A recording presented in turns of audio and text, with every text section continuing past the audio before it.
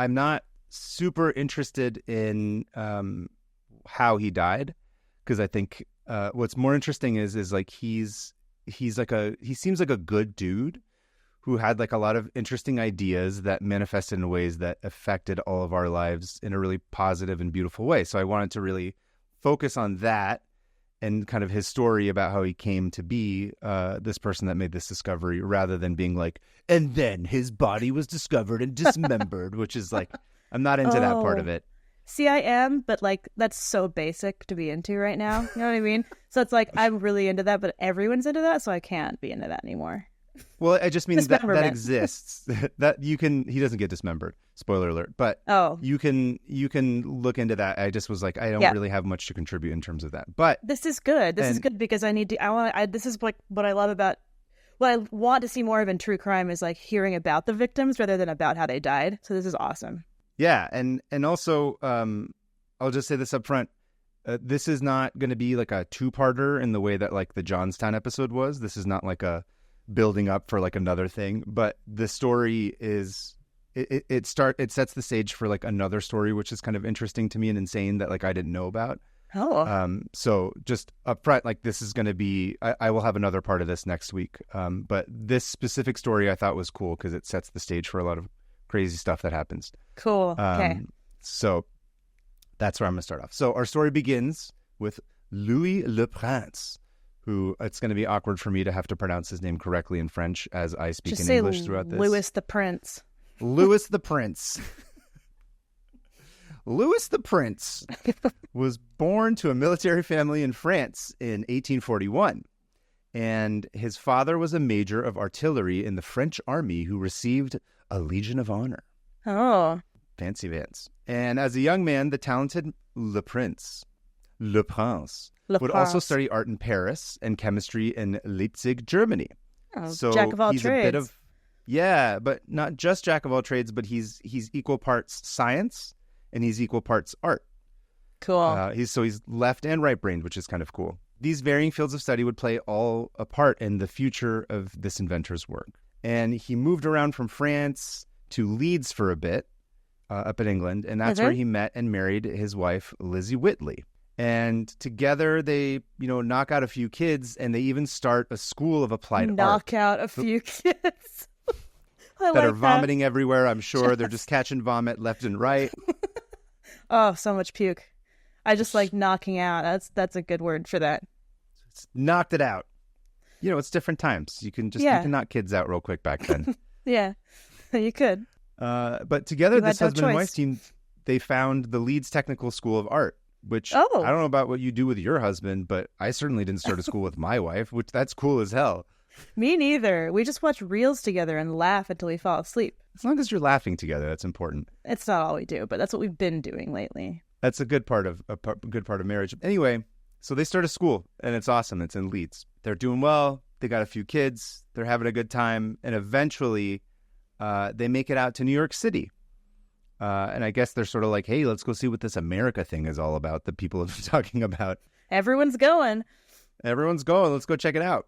And Le Prince becomes a manager for an artist group that specialized in panoramas that were exhibited throughout the country. Oh, cool. So basically, they're like these landscape murals.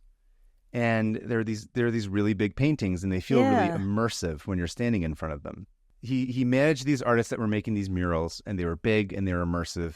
And he kind of was like, this is an interesting thing, and he was sort of fascinated by it for reasons that will come back later.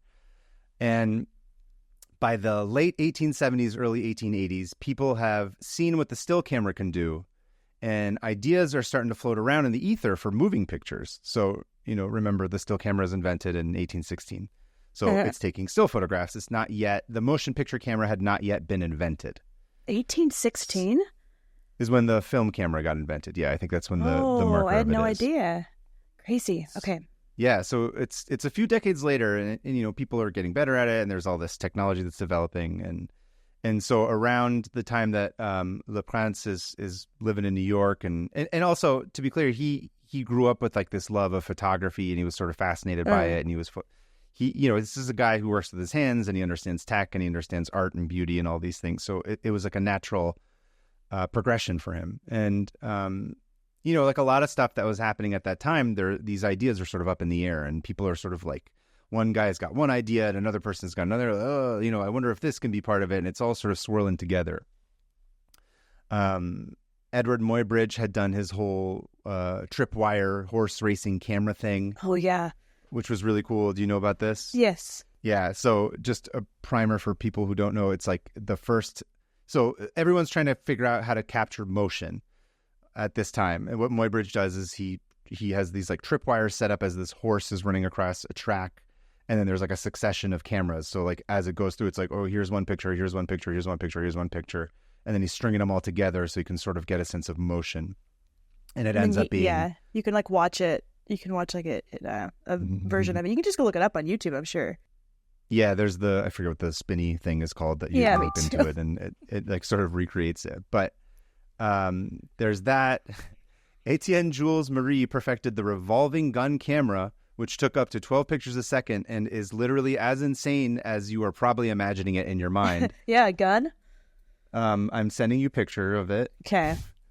I do not understand how this thing came to be, but it literally looks like a Looney Tunes gun. Let's see.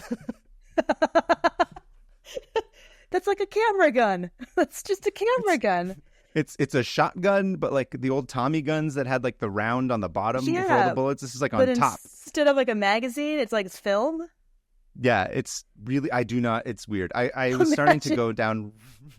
I'm just like, okay, look at the camera and smile, and it's just pointed straight at your face, because that's what it would be. Which if someone has one of these, I want to try it. Please. And immediately get arrested.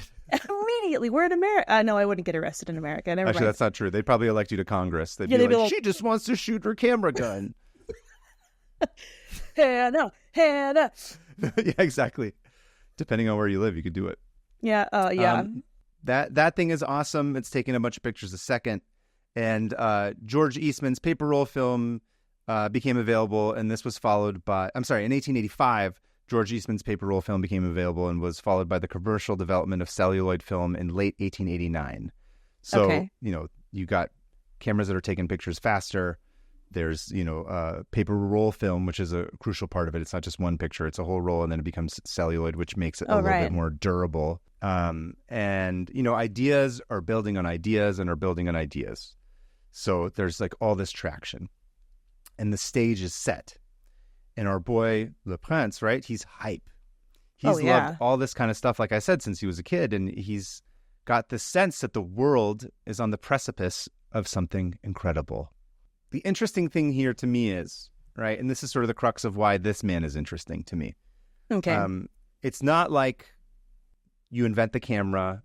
It's not like you invent the motion picture camera and then people were like, cool, we've invented a motion picture camera. It's time to invent movies and tell long-form narratives that involve editing and orchestral scores and all this. It's like, that's not even like a glimmer in anyone's eye.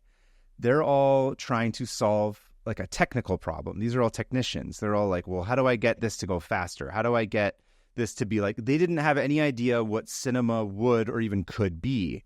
But Le Prince, he was different. He saw it. He saw it for what it could be. Because he's an artist too. Because he's an artist and he has the brain of an engineer. Motion pictures, he predicted to his wife, that's what he started calling them, he said, quote, it would abolish the divine right of kings and much needless priestcraft. Oh my, I love that. Right? That's hardcore. He's not messing around. And he's French. To him, it's... And at that point, the French were like, kill all kings. Smoking a cigarette is just like, this is getting away as the divine rights of king. I don't know what voice I'm Get rid of all but... king. That was a pretty good French accent. Yeah. And much needless priestcraft. Your Nixon is better, but that was good too. French Nixon being like, the divine rights of kings and much needless priestcraft. I feel like French Nixon, the idea of a French Nixon would like tear the space-time. Like it would just tear a hole in time. Ça c'est Watergate. I don't know what I'm doing. Embrace it.